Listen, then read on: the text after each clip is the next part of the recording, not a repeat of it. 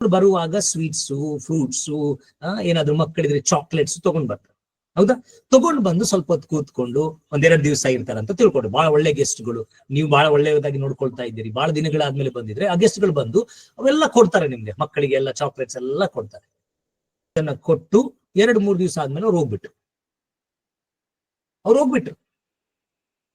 ಅದನ್ನ ಮಾಡಿ ಅವ್ರು ಹೋಗ್ಬಿಟ್ರು. ಈಗ ಅವ್ರಿಲ್ಲ.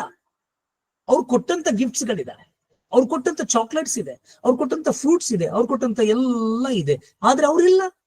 ಹಾಗೆಯೇ ಅದಕ್ಕಿಂತ ಹೆಚ್ಚಾಗಿ ನಮ್ ಜೀವಿತದಲ್ಲಿ ಕ್ರಿಸ್ತನು ಬಂದು ಕೊಟ್ಟಂತ ಗಿಫ್ಟು, ಕ್ರಿಸ್ತನು ಆಶೀರ್ವದಿಸಿದಂತ ಆಶೀರ್ವಾದ, ಕ್ರಿಸ್ತನು ಕೊಟ್ಟಂತ ಜಾಬ್, ಕ್ರಿಸ್ತನು ಕೊಟ್ಟಂತ ಮನೆ, ಕ್ರಿಸ್ತನು ಕೊಟ್ಟಂತ ಮಕ್ಕಳು, ಕ್ರಿಸ್ತನು ಕೊಟ್ಟಂತ ಎಲ್ಲ ಹಣ, ಆಸ್ತಿ ಪಾಸ್ತಿ ಎಲ್ಲಾ ಇದೆ. ಕ್ರಿಸ್ತನು ಹೋಗ್ಬಿಟ್ಟಿದ್ದಾನೆ. ಅದಕ್ಕೆ ನಾವು ಇದರ ಜೊತೆನೆ ಸಂತೋಷ ಪಡ್ತಾ ಇದ್ದೇವೆ, ಇದನ್ನ ತಿಂದು ಇದನ್ನೇ ಮಾಡಿ ಇದರಲ್ಲೇ ತೆಗ್ತಾ ಇದ್ದೇವೆ. ಕ್ರಿಸ್ತನು ಹೋಗ್ಬಿಟ್ಟಿದ್ದಾನೆ. ಯಾಕಂದ್ರೆ ಕ್ರಿಸ್ತನಿಗೆ ಬೇಕಾಗಿದ್ದು ಬೆತ್ಲಹೇ,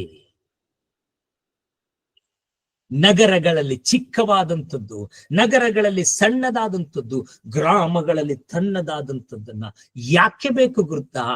ಯಾವುದು ತಗ್ಗಿಸಲ್ಪಡ್ತದಲ್ಲ, ದೇವರದನ್ನು ಹೆಚ್ಚಿಸ್ತಾನೆ. ಅದಕ್ಕಾಗಿ ಯಾವುದು ಚಿಕ್ಕದಾಗಿದೆಯಲ್ಲ ಅದನ್ನು ದೇವರು ದೊಡ್ಡದಾಗಿ ಮಾಡ್ತಾನೆ. ಯಾವುದು ಸಣ್ಣದಾಗಿದೆಯಲ್ಲ ಅದನ್ನು ದೇವರು ಹೆಚ್ಚಿಸುವುದಕ್ಕಾಗಿ ಮಾಡ್ತಾ ಇಲ್ಲ.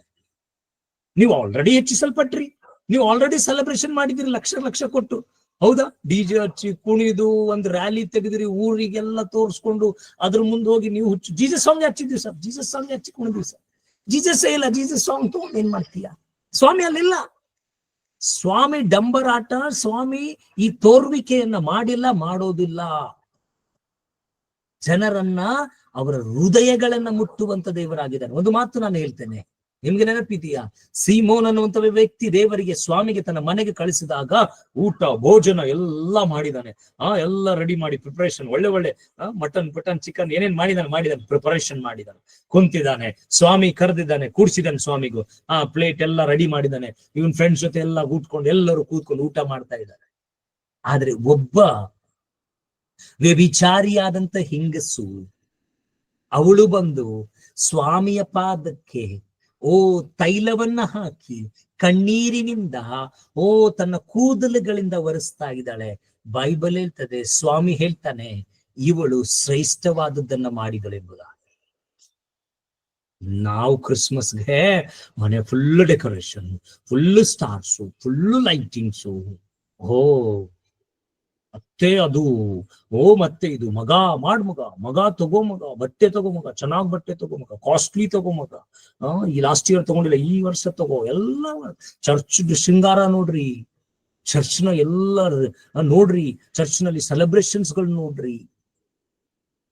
ಆದ್ರೆ ಅದೇ ಚರ್ಚ್ಗೆ ಬರುವಂತ ಒಬ್ಬ ಬಡವಳನ್ನ ನೀನ್ ದೃಷ್ಟಿಸ್ಲಿಕ್ಕೆ ಆಗ್ತಾ ಇಲ್ಲ ಅಂದ್ರೆ ನಿನ್ನ ಸಭಾ ಪಾಲಕನು ಕೂಡ ನಾನು ಹೇಳ್ತಾ ಇದ್ದೇನೆ, ನಿಮ್ಮಲ್ಲಿ ಕ್ರಿಸ್ತನಿಲ್ಲ. ನಿಮ್ಮಲ್ಲಿ ಕ್ರಿಸ್ತನಿದ್ರೆ ಆ ಸಣ್ಣ ವ್ಯಕ್ತಿಯನ್ನು ಕೂಡ ನಿಮ್ಗೆ ಕಾಣಿಸ್ತಾನೆ. ಅನೇಕರು ಸಾಲದಲ್ಲಿದ್ದಾರೆ, ಅವ್ರು ಈ ತಿಂಗಳು EMI ಕಟ್ಟಬೇಕಂತ ಇದೆ, ಅವರಿಗೆ ರೇಷನ್ ಇಲ್ಲ ಅಂತ ಅವ್ರು ಕೂತಿದ್ದಾರೆ, ಕ್ರಿಸ್ಮಸ್ ಇಲ್ಲಿಂದ ಆಚರಿಸ್ತಾರೆ. ಹಾಗಾದ್ರೆ ಪಾಸ್ಟರ್ ನಾವು ಆಚರಿಸಬಾರ್ದ? ನಾನು ಹೇಳಿಲ್ಲ, ಆಚರಿಸ್ರಿ, ದೇವರಿಗೆ ಸ್ತೋತ್ರ. ಕ್ರಿಸ್ತನನ್ನ ಇಟ್ಟು ಆಚರಿಸ್ರಿ. ಕ್ರಿಸ್ತನನ್ನ ಇಟ್ಟಾಗ ನಿಮ್ಗೆ ಅನಿಸ್ತದೆ, ನಾನು 10,000 ಖರ್ಚು ಮಾಡುವುದಕ್ಕಿಂತ 5,000 ಖರ್ಚು ಮಾಡಿ 5,000 ಈ ಬಡವರಿಗೆ ಕೊಟ್ರೆ ಅವರು ಕ್ರಿಸ್ಮಸ್ ಆಚರಿಸ್ತಾರಲ್ಲ, ದೇವರಿಗೆ ಸ್ತೋತ್ರ. ಅದು ನಮ್ಮ ತಂದೆ ತಾಯಿಗಳಲ್ಲಿದೆ, ನೀವು ಅದನ್ನ ನೋಡಿ ಕಲೀರಿ. ಏನ್ ಗೊತ್ತಾ? ಆ ತಂದೆ ತಾಯಿಗಳು ಹಬ್ಬಕ್ಕೆ ಎಲ್ಲವನ್ನ ಮಕ್ಕಳಿಗೆ ತಗೋತಾರೆ, ತಮಗಾಗಿ ಇಲ್ಲ, ಲಾಸ್ಟ್ಗೆ ತಗೊಳ್ತಾರೆ. ಎಷ್ಟು ಹಣ ಉಳಿತದಲ್ಲ ಅದರ ಮೇಲೆ ಅವರ ಡ್ರೆಸ್ಸು, ಅವರ ಸೀರೆ, ಅವರ ಬಟ್ಟೆಗಳ ಡಿಸೈಡ್ ಆಗ್ತದೆ. ಫಸ್ಟು ಮಕ್ಕಳಿಗೆ ಕೊಡ್ತಾರೆ. ಅವರ ನೋಡಿ ಕಲೀರಿ.